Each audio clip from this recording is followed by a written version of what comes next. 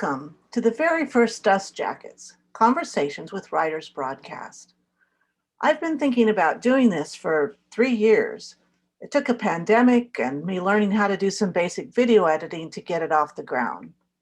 And there's no better way to start this than with our first guest, Fabienne Marsh. She's someone who writes books for those who love stories of real-life experiences. And they're amplified just enough to make the fiction so real, you're sure you've met those characters in your own life. She's a fabulous writer and very new to me. I first met her about 4 to 5 months ago through the Authors Guild. When her last release, Juliet Rising, came out, I wasn't really sure I wanted to read it. After all, it's literary fiction, and honestly, I'm primarily a genre writer and reader. But boy, am I glad I did. She made me laugh, cry, and I wish I could master the turns of phrase and characterization she puts seamlessly into her books. On top of that, she will be a forever friend of this broadcast because she's the one who suggested the name Dust Jackets. I was brainstorming mostly boring names, and knowing her background in film and documentaries, I asked for her feedback. She gave me several ideas, and I loved Dust Jackets immediately. So thank you, Fabienne, for that. Let me just give you a little background. I'm going to read from her author bio. Fabienne Marsh is the author of 4 novels and numerous works of nonfiction. Her film credits have appeared on dozens of documentary films, and she has taught writing at both Johns Hopkins University and the University of Minnesota. She grew up in Edgemont, New York, the daughter of a French mother and a father of Irish-English descent. At Williams College, she studied with John Gardner and took a double major in English and political science. After a 5-year stint with the documentary unit at ABC News, she enrolled in the Columbia University Writers Program under a Woolwich Fellowship. She won a journalism fellowship and studied international relations at the London School of Economics. Upon her return to the States, Fabienne worked on television documentaries, while at the same time publishing her critically acclaimed novels Long Distances and The Moralists of the Alphabet Streets. She served as a writer consultant for Nickelodeon, HBO, Turner Broadcasting, and Public Broadcasting, WNET and WETA. Her lighter works of nonfiction include Dave's World with co-author Michael Cader about David Letterman, and the coffee table book Saturday Night Live: The First 20 Years, for which she interviewed Candice Bergen, Steve Martin, Chris Rock, and other cast members. Fabienne's freelance articles have appeared in the New York Times, the Chicago Tribune, The Economist, the International Herald Tribune, South Bay Magazine, and Poetry Review London. Her radio essays aired on NPR's Marketplace and WHYY. She has taught literature and creative writing at Loyola, Baltimore, and for 3 years she served as the journalism advisor for the Chadwick School in California. Fabienne currently lives in South Bay of Los Angeles. Well, that's quite the bio, and with that kind of experience, no wonder you write such amazing books. What I'd like to do is to get started talking about 2 new books you've released. Juliet Rising was released a little over a month ago, I think in December, and I understand there's an audiobook almost ready to be released. Is that right? Yes. And this month you're hoping? Narrated by Hope Newhouse, the incomparable narrator who happens to live in Paris. Oh, wonderful. Well, she certainly can pronounce all the French you have then. And then your second book, Single White Caveman, which is a second edition, was released just a couple of days ago. In both of these books, the thing that really impressed me is your characters and their very true to life idiosyncrasies, along with your underlying wit for observation. In my experience, most writers flesh out their protagonists really well, and maybe 1 or 2 other leading characters in a novel. But what impressed me about both of these books is that you make every character encountered unique and memorable. For those who haven't read this book, I'd love to have you read something from Juliet Rising. but I'll just kind of summarize it from the blurb. And then in the show notes, we'll have the full blurb and a link to the book. So to summarize, Juliet is a New Yorker transplanted to Portland, Oregon for a teaching job. And during the book, she journeys through single parenthood, orphanhood, widowhood, new love, neurotic parents, beloved students, and a life-altering bereavement group. In other words, real life with a good deal of baggage. So I think you have a passage prepared, Fabienne. Would you mind reading that? Yeah, there were two we were thinking about. I was thinking of reading the setup passage from the beginning that includes her best friend, Pat. Great. And also has a theme that is very common to me because I lived in New York City for 17 years and lived in Oregon for 2 years. So the East-West thing is absolutely huge. There are many passages about that, but this also encapsulates parts of the plot. I moved to Oregon after the father of my children blew up our brown house on West 97th Street, New York City. I had no doubt the move would be better for our children, though I worried they would never have a normal childhood. 2 years later, I confessed to pining for some of the very things that drove me west. People out here are so protein powder, low carb healthy, and laid back that I miss my wine swigging, cigarette sneaking bipolar friends in New York. Today, Pat called me to tell me that the New York Times had an article about a bereavement group she wants me to attend. You're doing very interesting work, she said. I think the bereavers are in your neck of the woods, she says. Which neck would that be? I ask. Tryon Creek State Park, isn't that near Portland? I am always giving Pat geography lessons, as I do for all New Yorkers. I begin with Lewis and Clark, the Louisiana Territory, and Thomas Jefferson. In the Pacific Northwest, the expedition's goal was to learn where the continent ended. When I get carried away about Lewis's noble dog, Seaman, Sacagawea, and the difficult winter at Fort Clatsop, Pat always interrupts. I really don't give a rat's ass about the Indians or the explorers. So I ask her what she does care about. Everybody's dying, she says.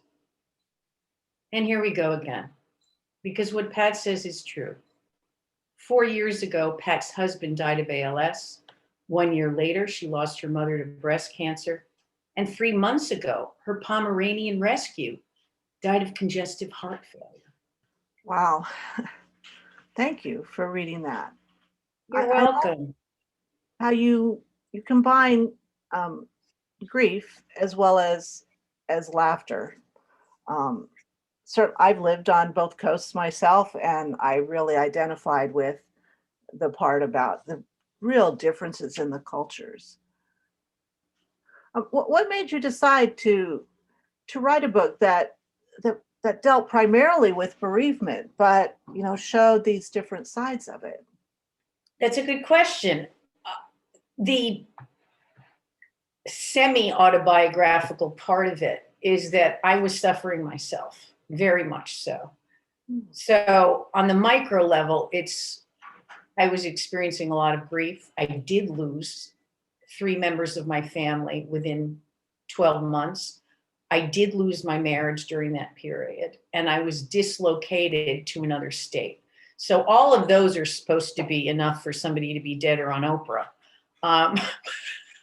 Yeah. But given that she didn't invite me, I had to write a book. So I think what's going on is that grief is always current. Right now, in the time we're living, it's especially current. I think we're in a state of collective mourning now, with 400,000 plus losses due to COVID and mounting. So this has always been a subject I have wanted to deal with. I didn't know I would be dealing with it so much personally.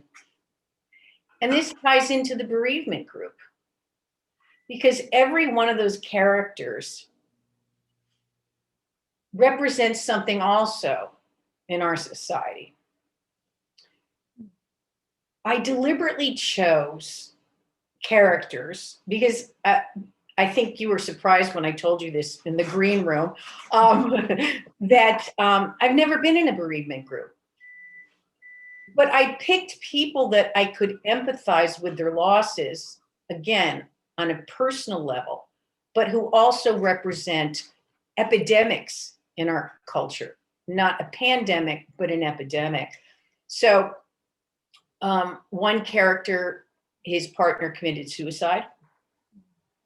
Another character has a lost daughter due to an overdose, heroin overdose. That represents for me a crisis, an opioid crisis.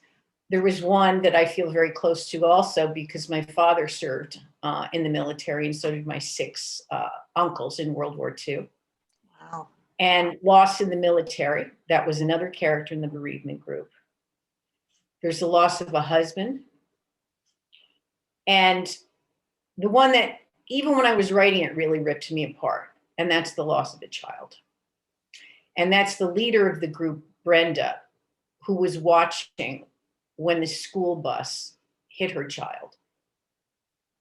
And I just can't even imagine. I mean, I made that up, but it's because it was so horrific. And the same applies to, in terms of kind of metaphor, the explosion in the very beginning. That's a true explosion that really happened in New York City.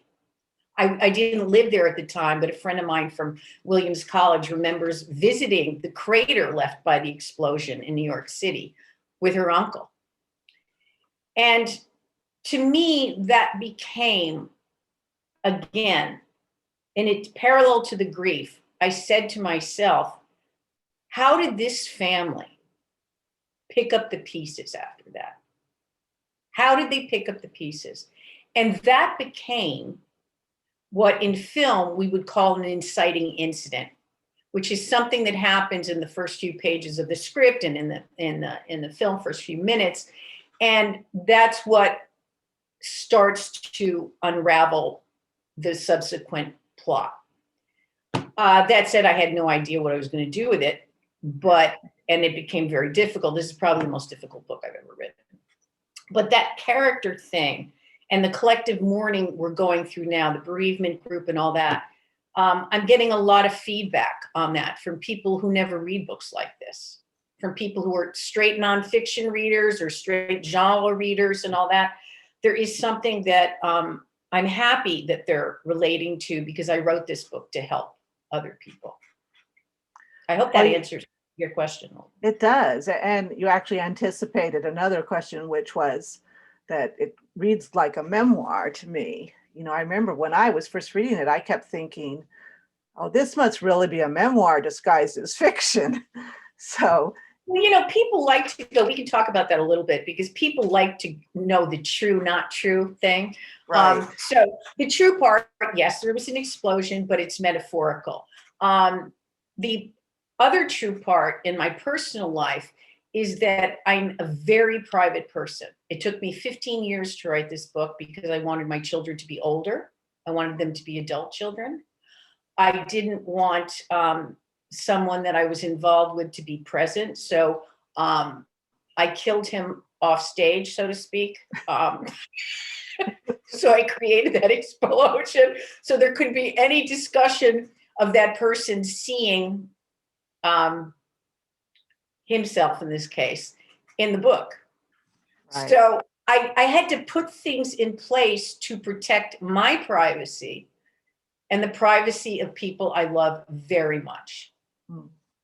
And in some cases, I altered what happened to them in a very benevolent way that did not occur in real life, because your characters can't be cartoons. You have to empathize with each and every one of them. And they also have to have an arc to them. They have to change. Otherwise, it's just flatlining. It's boring. Nobody wants to, you want to see some evolution. It's kind of a redemption in life, which for characters are in the book.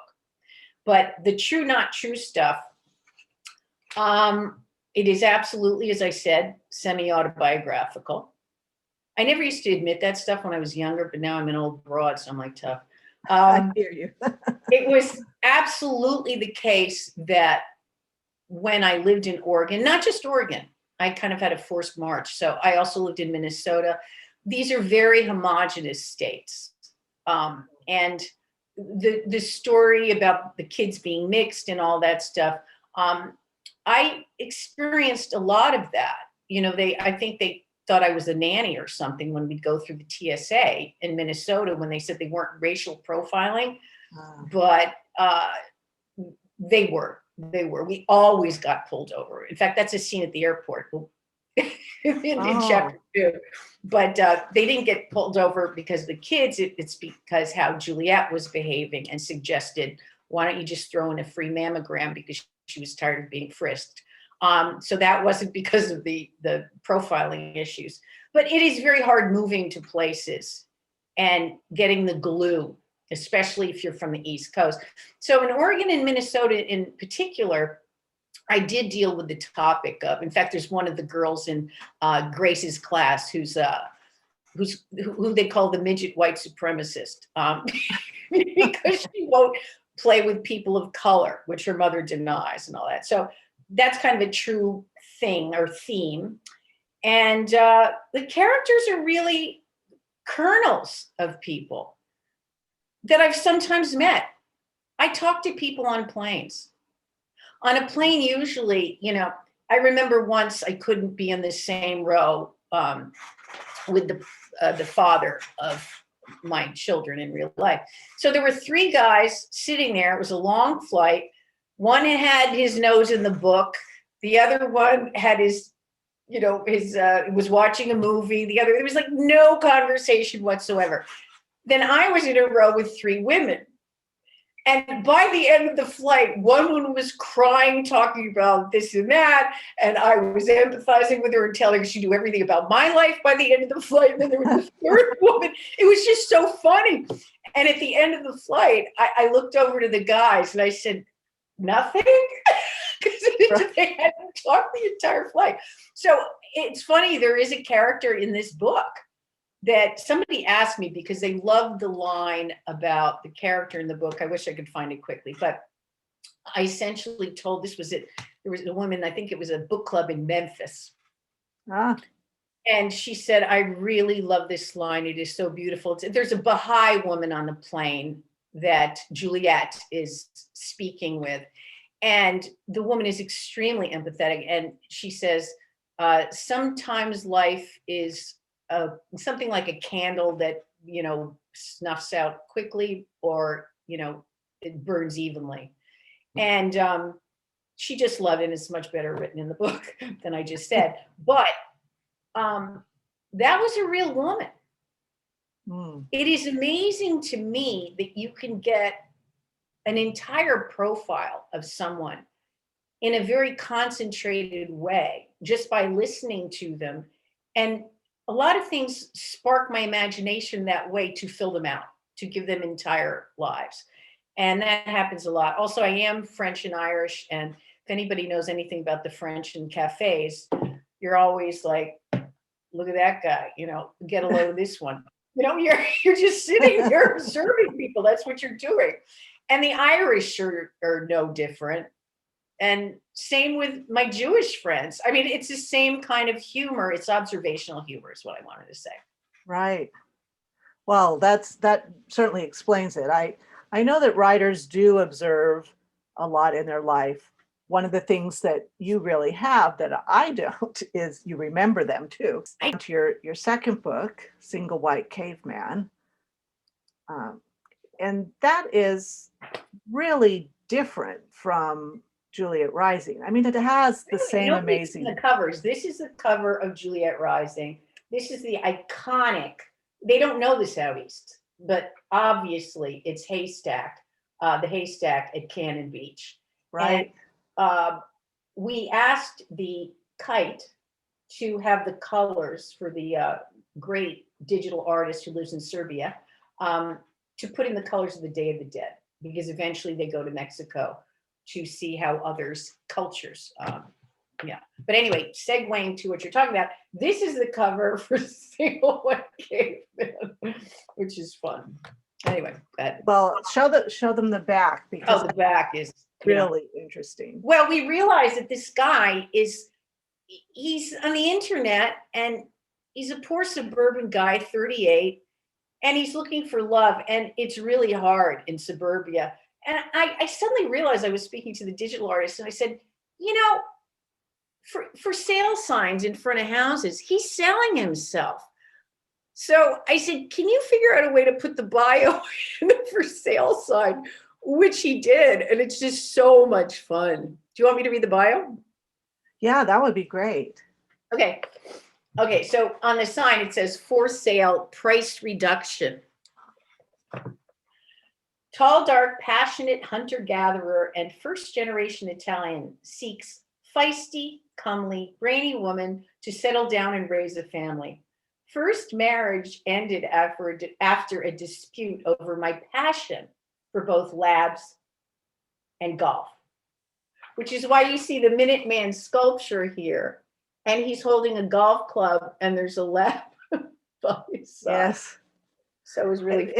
It's a brilliant cover, and it's fun. I'm an art freak. I mean, I'm a total art freak. So for me to have the ability to work with people like you, to work with Hope, the amazing narrator, to work with an amazing digital artist, that was not part of my experience when I wasn't a hybrid publisher. By that, I mean, you invited me to be part of your wonderful imprint. So it's not, self-publishing as most people do it. So as a result, we have input.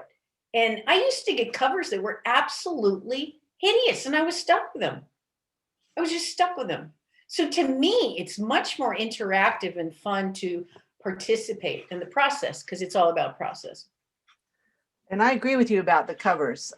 My first traditional contract, the first cover they gave me was so bad that I said, I'll pay you back the advance rather than take this cover and have it put out there in the world. Oh, wow. So, and which, you're really not allowed to do, but fortunately, they decided that they would take my feedback, and they did give me something else. I still didn't love it, but Right. At least it wasn't as horrific as the first one. But And covers are important. It is. Well, especially now when most people look for books, even for print books, they're looking online, and the cover is what grabs their eye. And they make an immediate. May I add, it's the same thing. Sorry. May I add, it's the same thing with an audiobook. I started listening to audiobooks very recently because, everybody's really isolated now, including myself. And my dog is not the best conversationalist. So I started listening to audiobooks. And if you have somebody in your ear for 8 or 9 hours, you really have to feel that this is somebody you want to take a journey with. Yes. So when we were listening to narrators and basically auditioning them, it was really on that basis. And I think Hope's amazing. So I'm very excited about that too. Yeah, I haven't listened to the whole thing, but the few things I have, I do think she's amazing as well. And audio is really funny in that everyone has a different voice that they prefer. And I think authors especially are difficult because when we write a book, I know when I write one, in my head, I hear their voices. I could never personally produce them because I'm not an actress, but and so it's really hard because when you pick a narrator, you're thinking, well, why isn't he or she reading this the way I heard it in my head when I wrote it? Right. But, you're raising another point, which you brought up in the beginning, that you thought my book was kind of sounded like a memoir. Well, that was the instruction I gave Hope. I said, read it as if it's a memoir. You want that kind of intimacy with somebody in your ear, because I can tell you there are audiobooks I stopped listening to, and they were great books maybe, but the narrator can kill the book. Yes. If it's the wrong narrator. Even a great book, it can just kill the book. So we have a good pairing, I think. Oh, well, let's continue with Single White Caveman. There's a passage we discussed in advance that we're going to read. And this is a passage just to kind of set it up for people who are listening, where Rosso, who is trying online dating for the first time, it's his first encounter with someone who calls herself California Girl, known to us as Phoebe. And the way that you've written this is really clever. I remember this. I actually did online dating back when I was in my mid 40s after being married for 12 years and divorced. And whenever I read through this book, I said, oh my God, that's exactly like what it's like. You know, you're trying to figure out if someone that you've reached online is real, number one, because they rarely give you a real picture. They rarely give you a real name. And you're trying to think, is this safe? Is this guy good? Should I meet him? Because you have no prior knowledge and you have no friends that know any of them. So I love this passage because you've put it with their initials before and then what they've said as they type it along. And that was exactly how it was in the 90s, which was when I was trying this out. So I just want people to know that as we read it, we're not going to read those little JR colon hellos. We're just going to trade off. By the way, just to add that the book is set in the year 2000. So the opening line is Jim Rosso was anticipating a lonely millennium. So that's why why he starts on this journey. Just let me know if you're going to also pick up the narration in addition, because there are little things of narration in between. Yes, I thought I would do the narration because it's in Rosso's point of view, and I get to do the part of Rosso. So yeah, do Phoebe. All right. Before leaving for the office, Rosso reached Phoebe, the California Girl, online. Since she was state of the art, Phoebe had included a photograph of herself. Rosso was far from repulsed. Hello. Hello. Thanks for sending your bio. You're welcome. Why didn't you request mine? I did. Really? Yes, I was going to contact you, but your bio wasn't available. You've got some nice computer equipment. It's my field. Can you send me a picture? I don't have one on file. Do you have a scanner? Yes. Scan yourself. What? Put your face against this scanner and send. I want to see what you look like. Are you serious? Yes. Rosso pressed his face against the scanner. You either need a new head or a new scanner. What happened? I think you should try again. I feel like an idiot. Much better. You're cute. I knew you would be. A lot of the guys say they're handsome and they're toads. One guy lied about his height. By how much? 4 inches. No. Another said he had brown hair when he had no hair. Come on. The worst one had his ears done. Why? They stuck out. A male bimbo? No, he was smart. He just wasn't as spiritual as I am. Rosso hesitated. He decided to give Phoebe the benefit of the doubt. What faith? It's not a church or temple religion. I meditate every morning. Do you? No, should I? Everyone should. It's cool. Rosso looked at her picture. She really was gorgeous. What isn't cool? The military. What do you mean, the military? The military-industrial complex. What about it? It's not cool. I'm a former Navy pilot. Top Gun? Yeah. That's very cool. Explain to me how the military can't be cool when Top Gun can. Because of the movie. I see, you're funny. I wasn't trying to be. You weren't? No. You're serious? Yes. Are you reading any Eisenhower? Who? The guy who coined the term military-industrial complex? I saw JFK. That's where I heard it. Have you seen Oliver Stone's JFK? Yes. It was a masterpiece. Did you really go to Brown? Why? Because you're dimmer than a 40-watt bulb.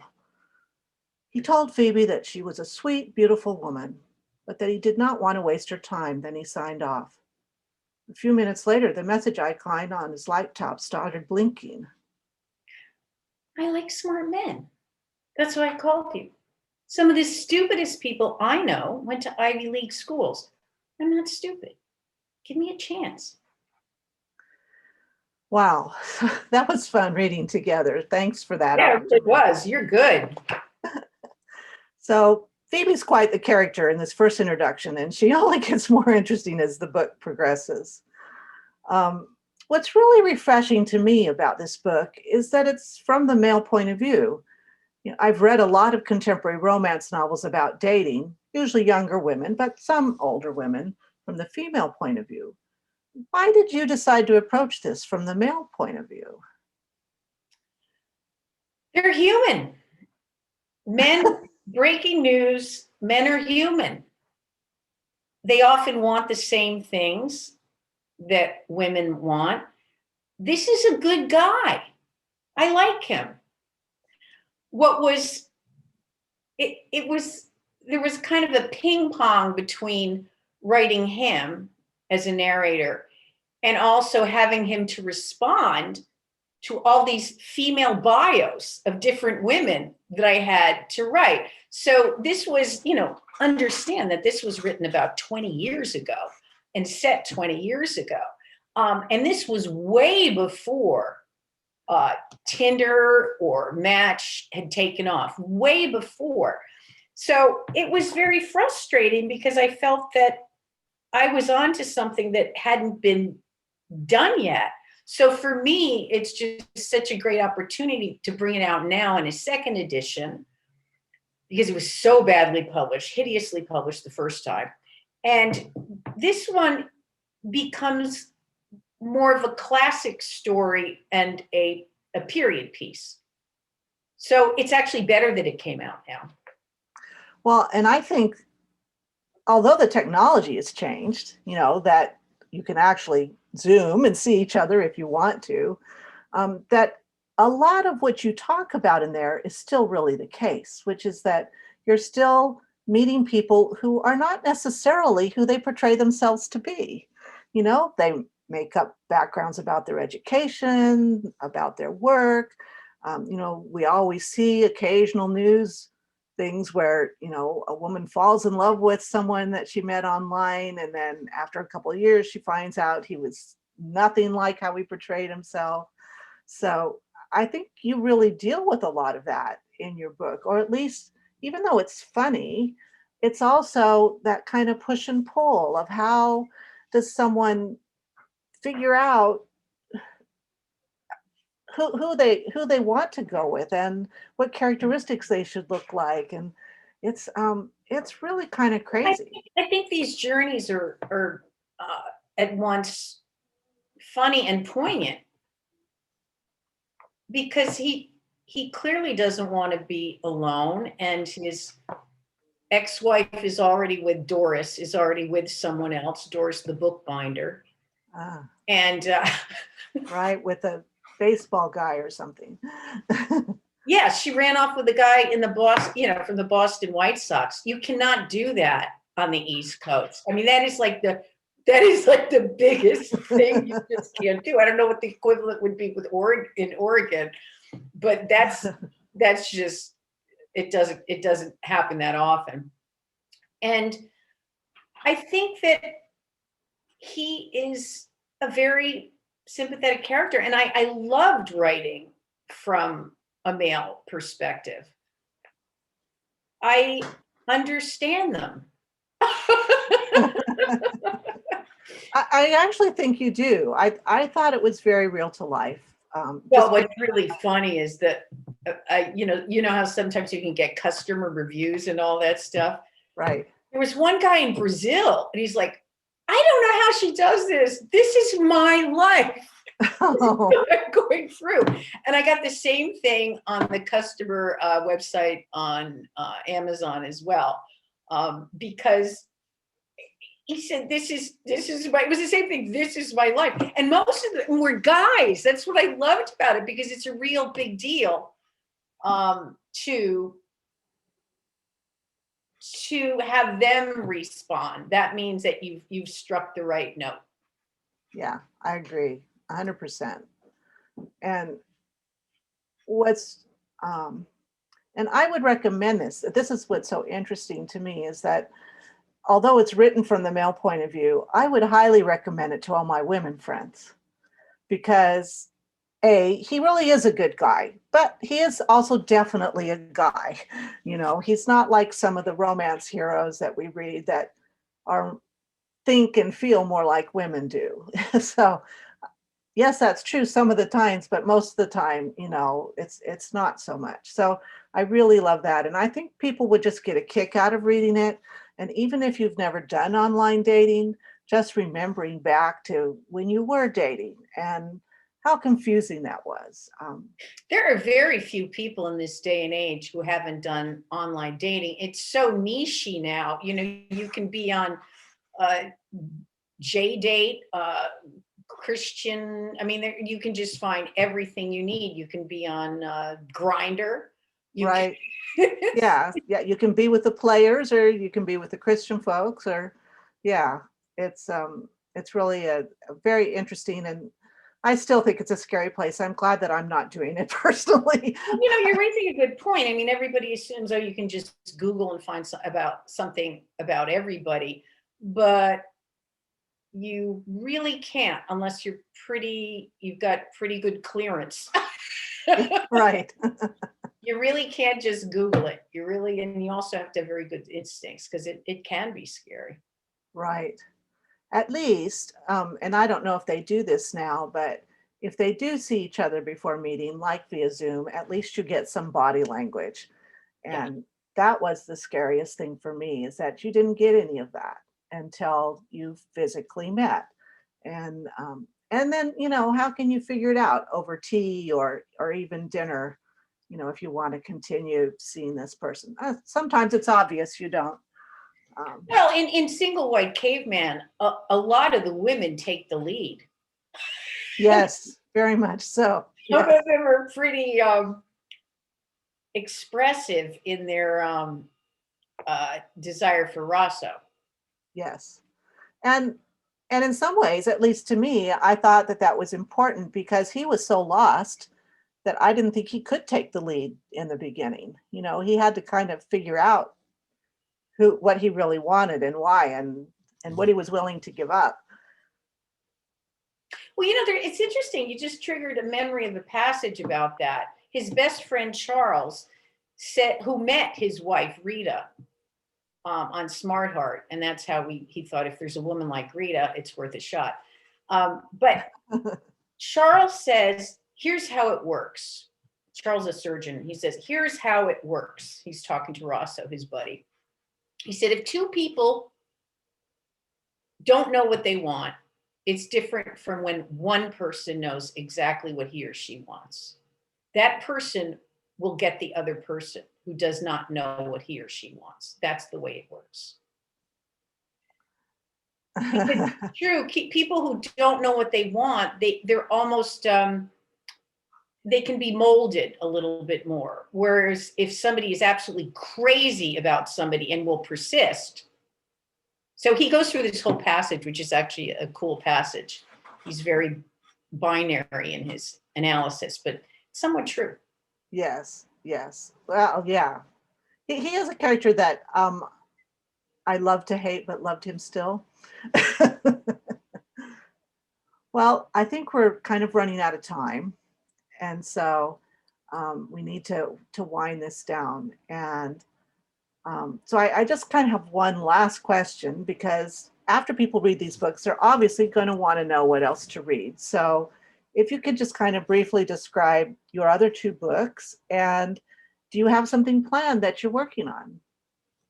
Sure. Okay, so my first two books, the first one, I've done everything wrong in terms of being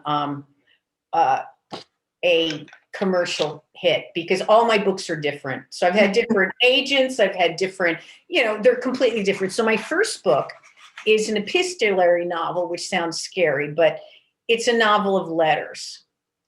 And it's entirely in letters with different characters.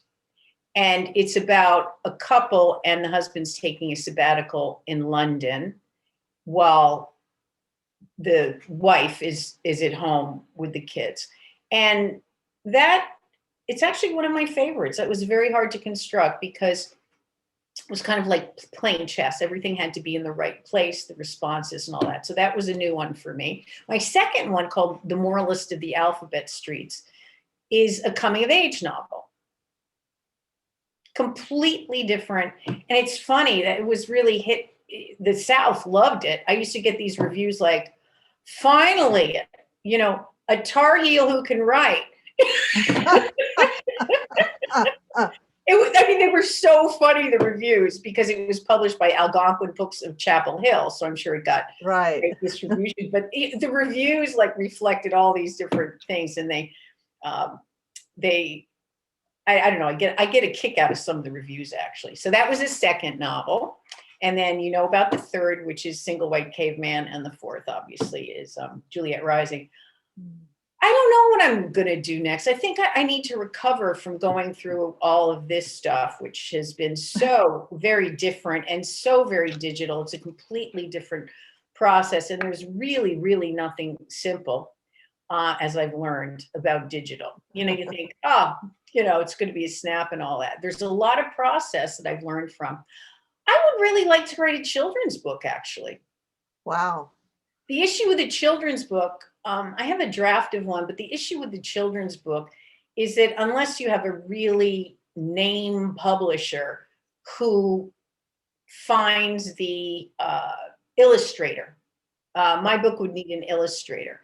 And that's a totally different thing, especially now since, as I've said, I'm such an art freak and an attention to detail with that stuff, with covers and art and all that stuff. I really think that would be hard to give that away, that process. So yes. I don't know. I have to figure that out. They say it's all about the text, which it is, but it's also in the children's books I see these days. And, you know, I help children out with reading and stuff like that. There's a lot of spectacular illustration going on. I think it depends on the age range. Certainly if you're talking about like a picture book, you know, they're often primarily illustrators who write a little or get someone to write a little bit. Right. Whereas like a middle grade book, you know, you could get away with a nicely illustrated cover and then perhaps a single illustration per chapter or something like that. Well, Scholastic has some of the most amazing illustrators for every age. They're just amazing. So anyway, I was thinking about that, but the honest answer is, you know, I'm open to other things and I might go back to writing short pieces as well, which I do when I'm not writing them. Right. Well, I've really loved both of these books and I exhort people listening to get their own copies. They're available both in print and ebook at all major online stores around the world.